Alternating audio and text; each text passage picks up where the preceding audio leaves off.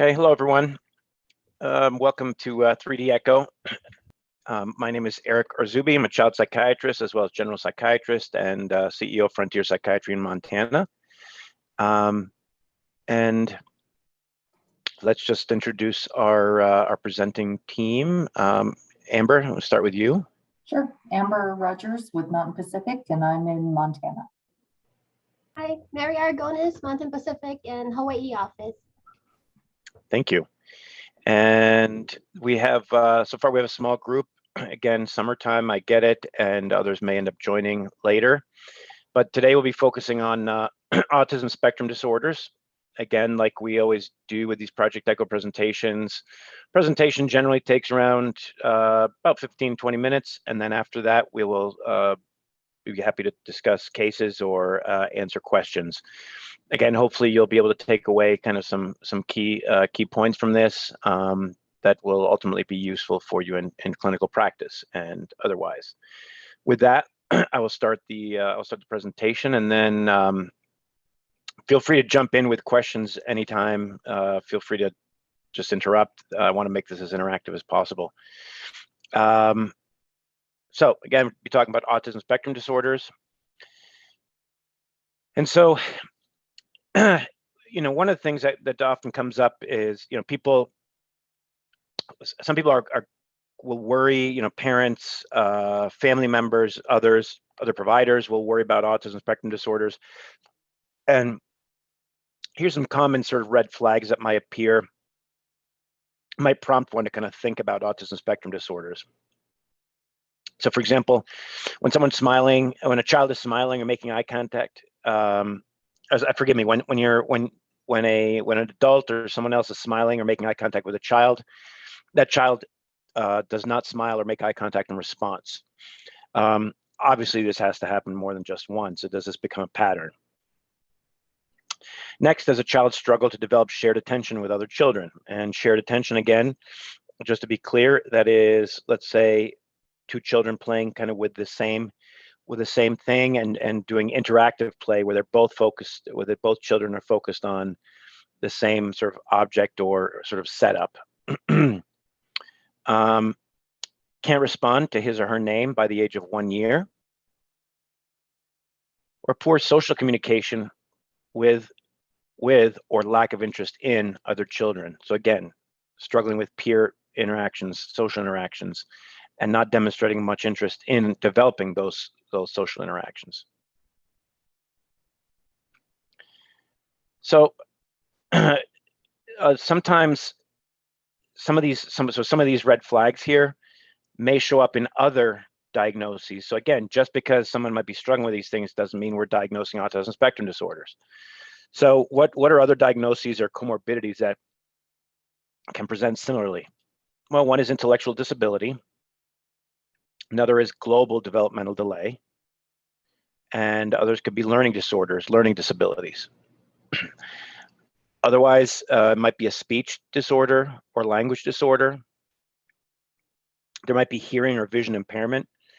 And typically, for example, the hearing impairment, as you can imagine, may make it more difficult for a child to pick up on language, learn language effectively, or with vision impairment, may not be able to respond to cues because they can't see the cues of, let's say, eye contact or others. Neglect or abuse. This is actually something, both sad and interesting.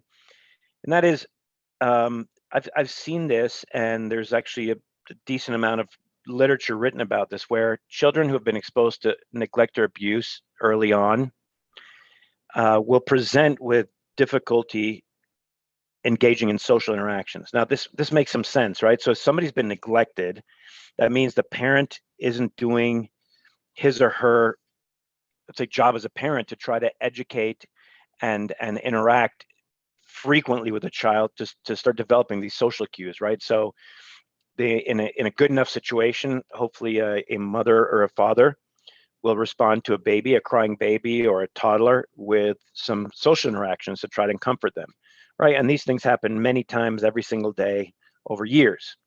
And that's how we humans start to learn about social interactions and start to respond. And so you can imagine if a child has been exposed to significant neglect, both physical neglect as well as emotional neglect, there's really not a lot of learning that's going on when it comes to social interaction. And then certainly the abuse portion of that makes some sense as well, because the social interactions the child is learning about are maladaptive, physical, violent. So again, that's why exposure to abuse or neglect can present as somebody a child who might look like they have autism. So it's important to rule that out. So that's something I again, I guess I think I've learned more and more about in recent years. There are other neurological disorders that can present with autism, such as epilepsy, infection, autoimmune disease, neoplastic, and metabolic problems. And then other psychiatric disorders. The most common sort of comorbid disorders that present with autism spectrum disorders are anxiety and depression. ADHD is another one that will show up. So what are the autism spectrum disorder diagnostic criteria in the DSM-5? Well, you need to see impaired social communication and social interaction.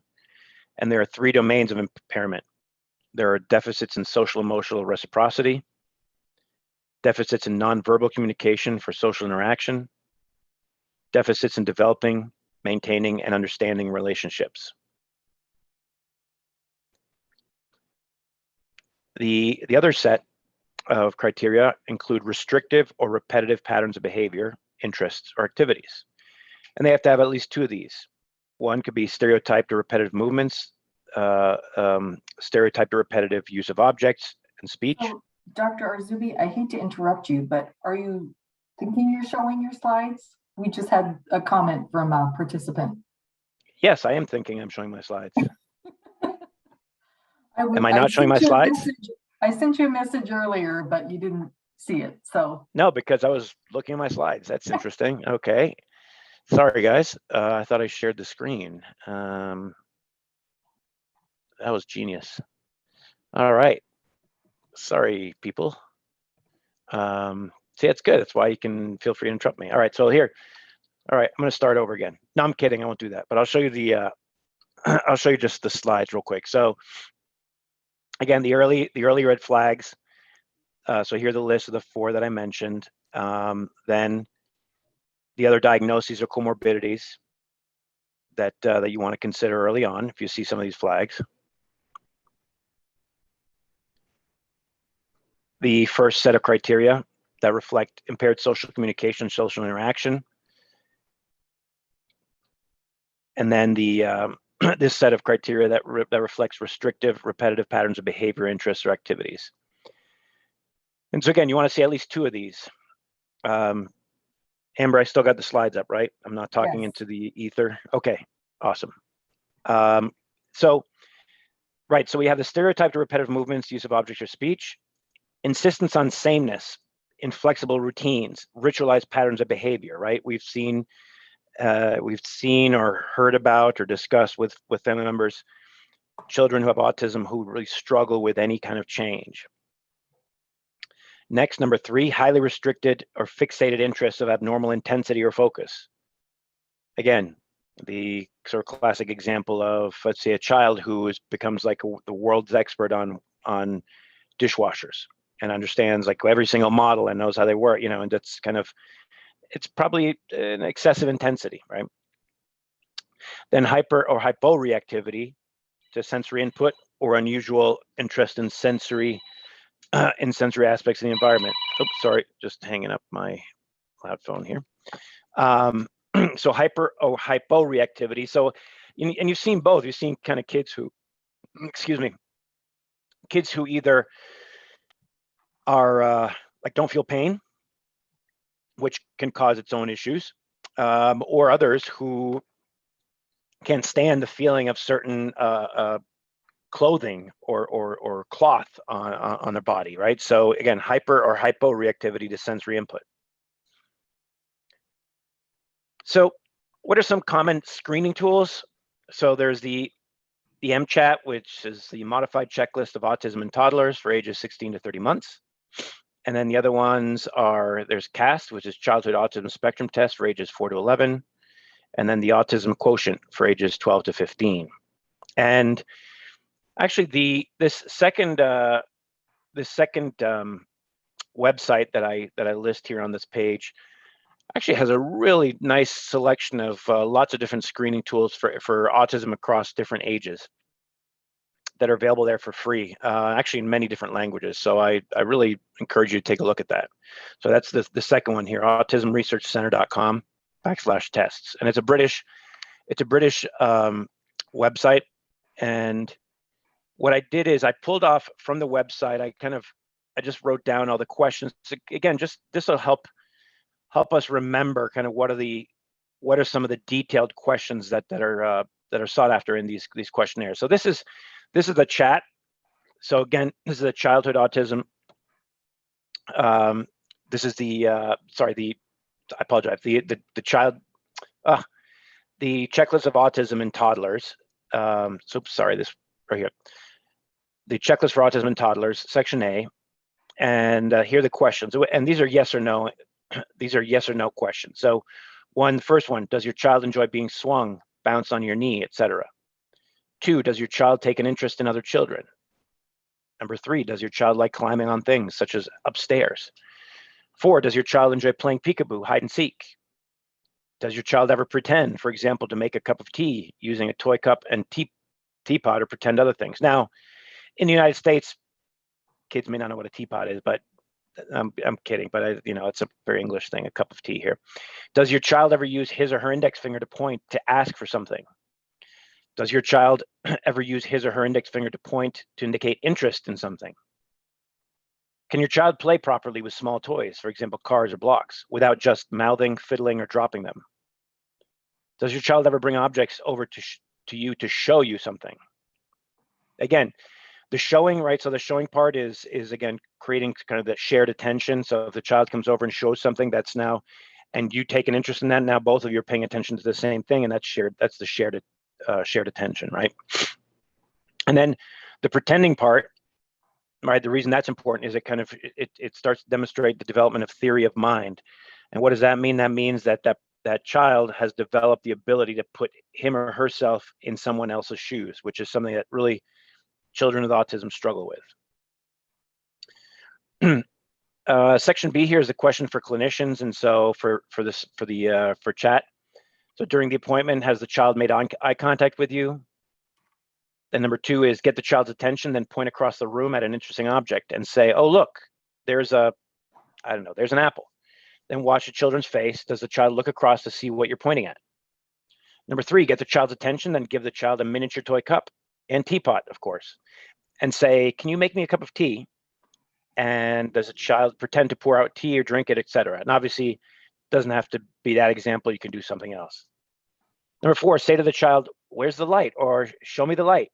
And then the question is, does the child point with his or her index finger at the light? Again, the pointing piece is also showing the ability to have the shared attention, right? When the child points at something, the child is inviting you to share in observation of that particular object. So that's the shared attention piece. And then number 5, can a child build a tower of blocks? If so, how many? And again, this is also trying to assess for developmental delay. I then copied down. There's so this is the autism spectrum quotient, but this is a 10-question version. The longer version, again, you can see both versions in the on the website I described. But what I did is I wrote down the 10 questions for the AQ10. The full version of the autism spectrum quotient has 40 questions. I thought it'd be not interesting to write all those down. So, but here are the 10 that the adolescent version for AQ10 asks. He or she notices patterns in things all the time. He or she usually concentrates more on the whole picture rather than the small details. In a social group, he or she can easily keep track of several different people's conversations. If there's an interruption, he or she can switch back to what he or she was doing very quickly. He or she frequently finds that he or she doesn't know how to keep a conversation going. He or she is good at social chit-chat. When he or she was younger, he or she used to enjoy playing games involving pretending with other children. Number 8, he or she finds it difficult to imagine what it would look like to be what it would be like to be someone else. Number 9, he or she finds social situations easy. And number 10, he or she finds it hard to make new friends. So the way the answers go for this one, obviously it's not yes or no. It goes definitely agree, to somewhat agree, to somewhat disagree, and then definitely disagree. And so it's kind of this range of 4 options. And then a score of 6 or higher represents a positive screen. So if it's definitely or somewhat agree for the ones that are kind of rated positive. So for example, number 6 here, where it says he or she is good at social chit chat. Obviously here, if the answer is definitely agree or somewhat agree, that's not a point. That would be a 0. If it was somewhat disagree or definitely disagree, then that would count as a point. Bottom line is you need to screen positive in 6 of these to represent a full positive screen and then suggest the next step referral. So treatment, as you can, as I think we all know, there's no single treatment for autism spectrum disorders. And really, again, you got to kind of have to think about multiple dimensions and think about the big picture of the child, right? So you want to make sure you have a good understanding of what are the risk factors and what are the protective factors for this child's ongoing success and development. A really good supervisor once told me that my job as a child psychiatrist is to help get all the barriers to development out of the child's way. And so this is kind of how I think about it, is when I look at the risk factors versus protective factors, I think of those in terms of normative and healthy development. What are the risk factors that get in the way, and what are some protective factors that will encourage normative and healthy development? And then also understanding what are child's or family's particular challenges versus their strengths. So again, looking at both sides of each of these coins. And then, like I suggested before, there's no single treatment, but you want to make sure that you're putting together a patient and family-centered treatment plan that accounts for people's goals, right? Because ultimately, yeah, people want a reduction in symptoms, but why? Well, that's so they can function better or function differently than they've been trying to function so far. So I'm going to go through a set of, I'm going to go through a toolbox here, and there's lots of different tools in the toolbox, and starting with speech and language therapy, right? So the goal there would be to teach pragmatic or social language skills. Nonverbal children can benefit from other tools like PECS, which is using a picture exchange communication system, which basically is, instead of a child being able to use words, they're able to point at pictures to communicate. And one of the things that's critical, and I think we all probably know this intuitively, is that by improving communication channels, you reduce the need for maladaptive behaviors. I would argue that this last point is true for any child. It's true for any child. In fact, I sometimes think that childhood psychotherapy is almost like language tutoring. You're trying to teach them the words to associate with certain feelings and behaviors, and the more they can use their words, the less they'll end up using maladaptive behaviors. Social skills training. So the use of social stories, role playing, and peer skills groups. Again, here this is the idea of helping a child learn how to put him or herself in the shoes of someone else. This is developing what I mentioned before is the theory of mind. And some of the tools that can be used include using cartoons or videos that show real life situations for practice, like greeting new people, going to the store, asking for help. So you could show the videos and say, hey, what is this person doing? Or look at a cartoon and say, and ask the child to describe what's happening in that picture. And obviously this represents a step beyond just basic communication skills, right? So this goes beyond now sort of certain vocabulary. And this is kind of taking it to the next level and understanding how to describe certain behaviors in terms of real world social situations. Occupational and physical therapy. So this is something to use and consider when there are functional problems with adaptive skills or with muscle control. Occupational therapists, and both occupational therapists and physical therapists, but can do a lot of great work. And I've just been very impressed with some some of the great occupational therapists who can really do things that I cannot and other sort of psychotherapists cannot. And that is, in the case of autism spectrum disorders, that can help improve functioning that may have been impaired by sensory sensitivities, either not feeling a lot of pain or any pain, to the flip side of that, which is being so overwhelmed with certain feelings, let's say because of how a shirt feels or because of noise.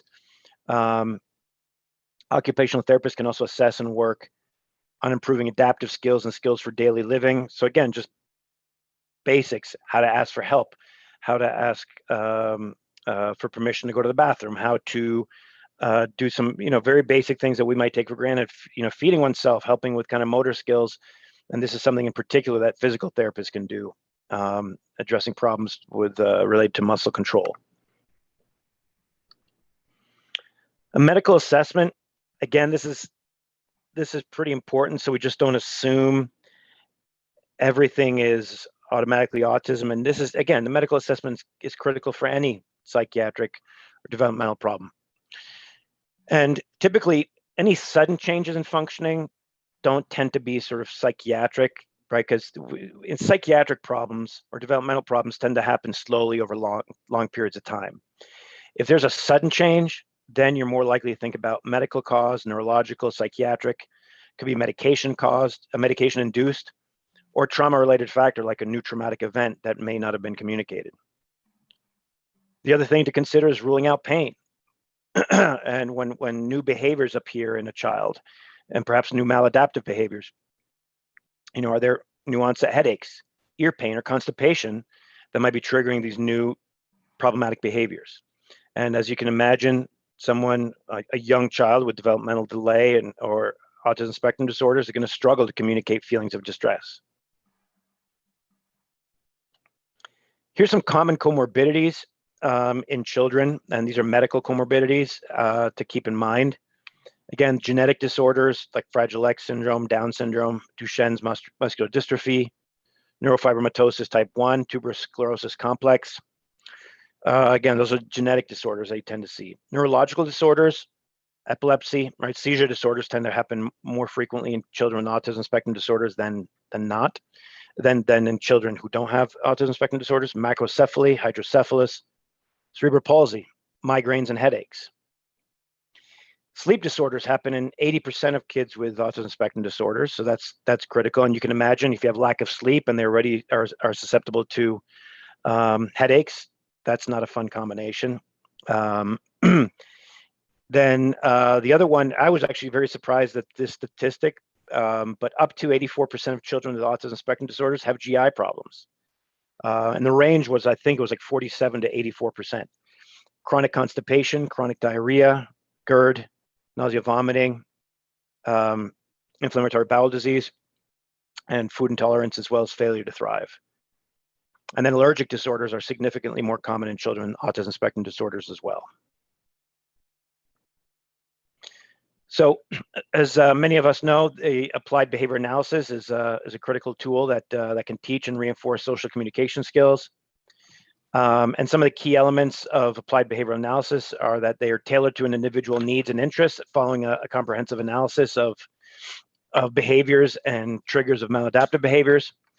The services are provided on a very predictable schedule. Tasks are taught by being broken down into very small steps. Right, you don't teach 30 steps at a time, or something that complex task needs to be broken down so they can learn it. Good ABA will engage a child's attention and then will be followed by regular reinforcement of the desired behaviors.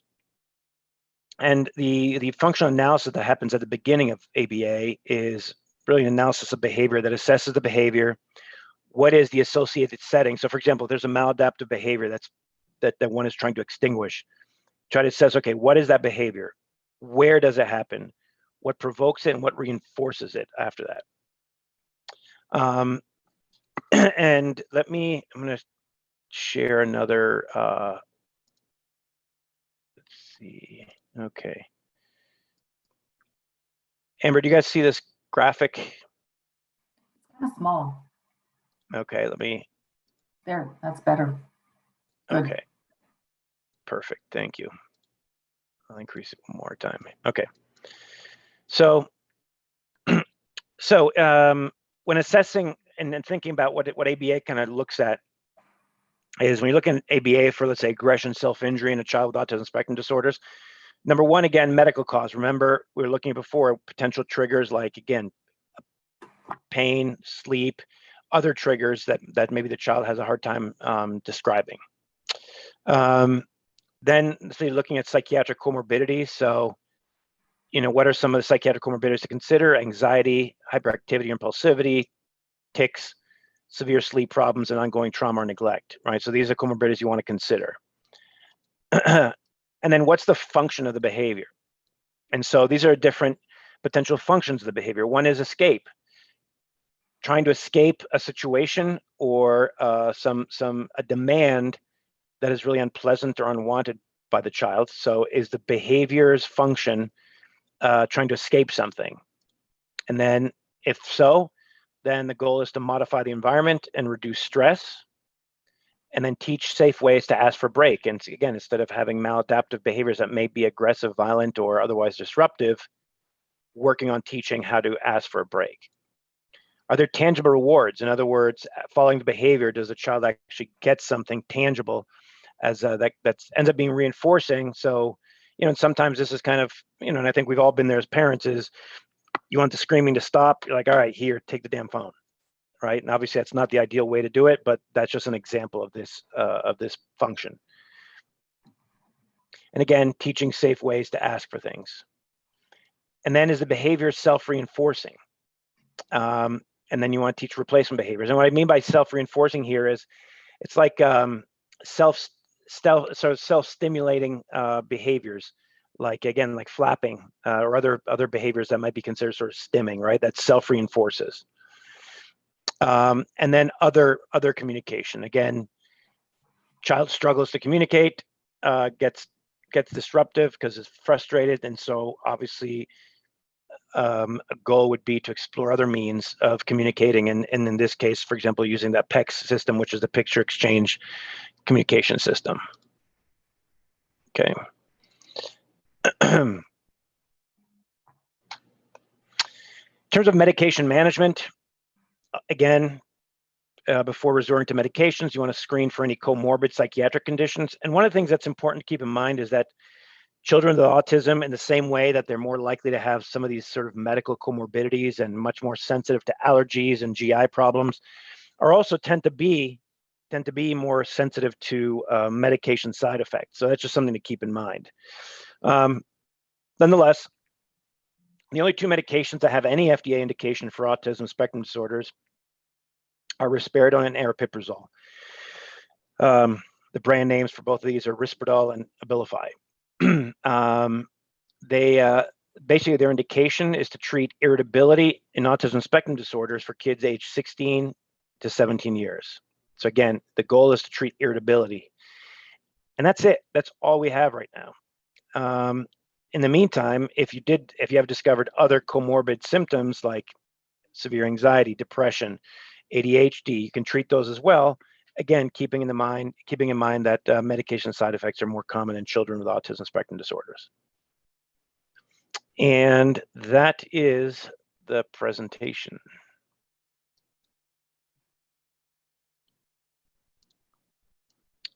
Cool. Any questions?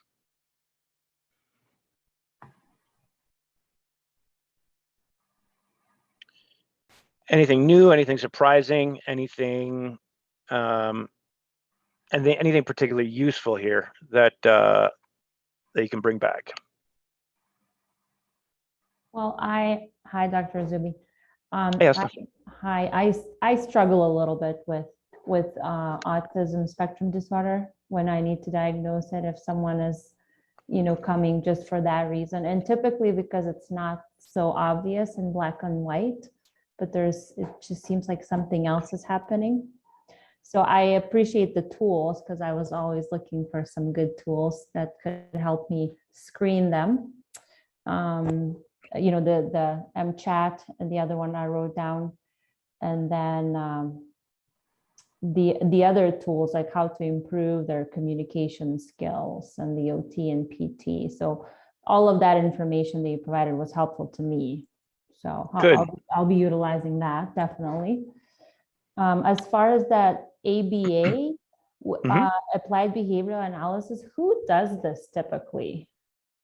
So great question. So they are, so ABA, there's specialized training, and interestingly, in some situations, it's the only sort of therapeutic intervention that sometimes is paid for by for kids who have autism. Again, it depends on the insurance company, and depends on the payer, and obviously the other challenge is the availability of resources. But these are folks who have specialized training, get certified in ABA.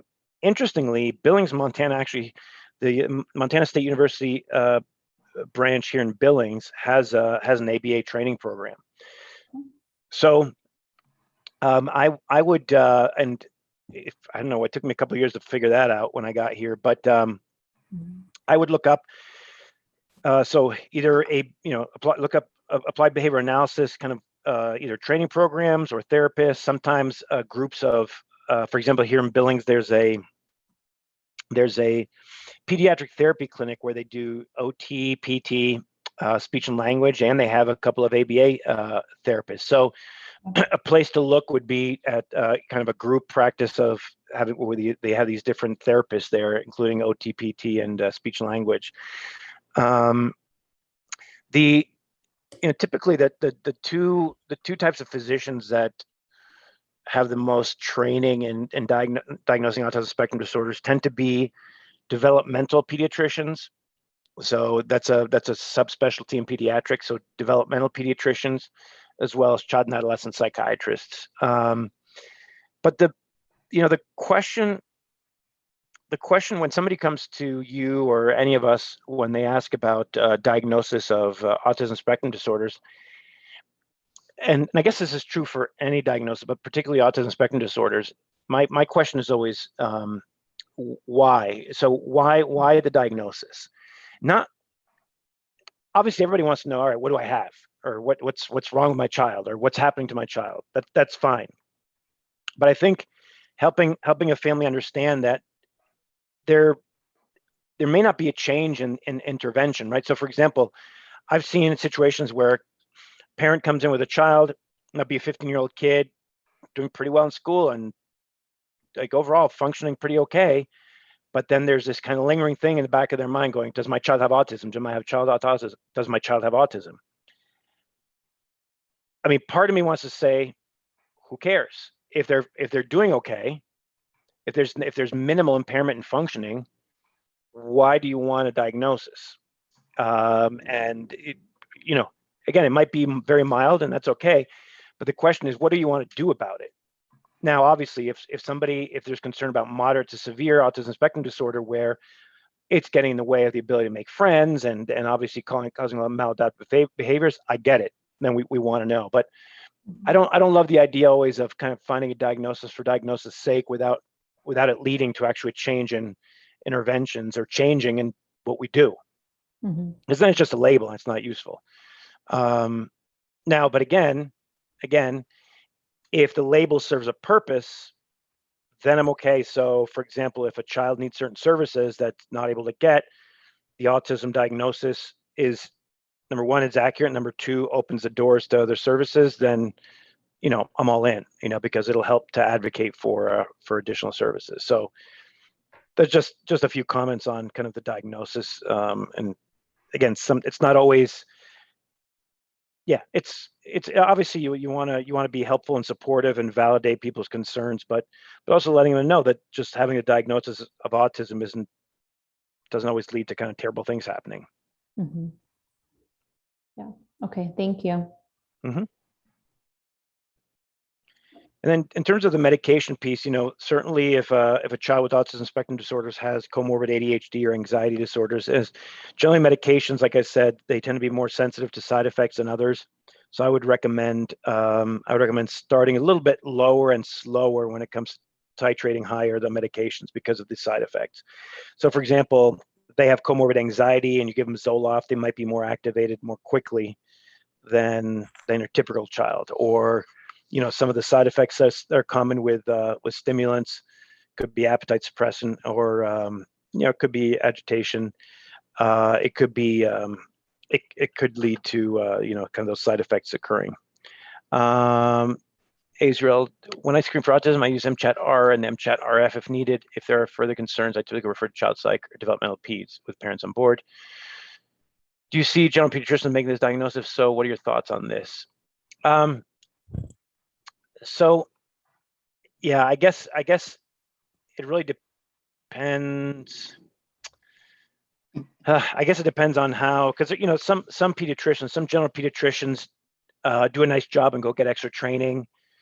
Let's say, at annual conferences or other, and so if there aren't a lot of sort of subspecialists, right, because it's sometimes hard to get access to developmental pediatrician or child psychiatrist. So, if there are pediatricians who've gone the extra mile to get supplemental training at conferences and otherwise, I think that's okay. And certainly they have a medical license and are able to do that. So I would just hope that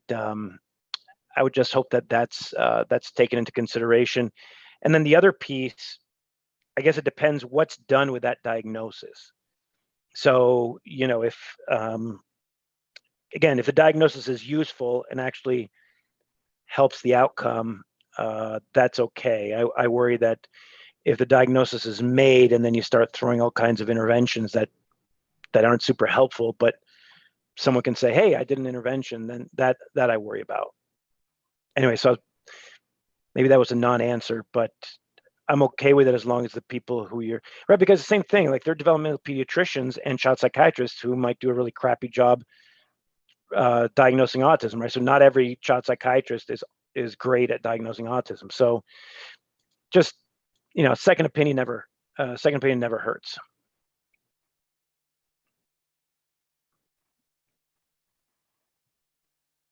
And again, you'll see different prescribing styles too. Is again, some child psychiatrists might be very quick to jump on Risperdal or Abilify. Others might be more conservative and say, you know what, let's try some of these other things first. So again, unfortunately, the care sometimes depends on who you run into, which isn't ideal. Other questions or concerns?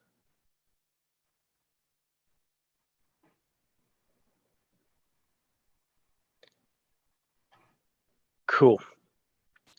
Any cases anybody wants to bring up? It could be about autism, or are there any other child psych cases that somebody wants to talk about? I'm happy to do that as well.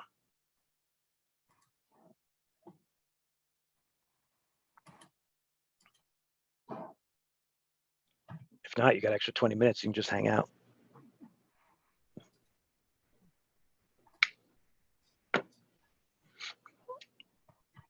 Okay. Well, it's good to see everyone. And again, I'll send Amber the slides, and then you can share the slides and feel free to use this stuff. And a lot of and just, I think I've mentioned this before, but a lot of the information I work with, you can get. I rely a lot on the University of Washington has what's called the Partnership Access Line, which is sort of like a consultation line for child psychiatry, and they actually have one for perinatal psychiatry as well. But they have a lot of great resources that are free, a lot of really nice supplements there. So I rely on that information a lot just when I do the education, just so you know that's another resource. So and it's not, I should have given it more credit here, but yeah, this is not just coming out of my head. All right, you guys, have a great day and thanks for your time. Okay, thanks. Bye.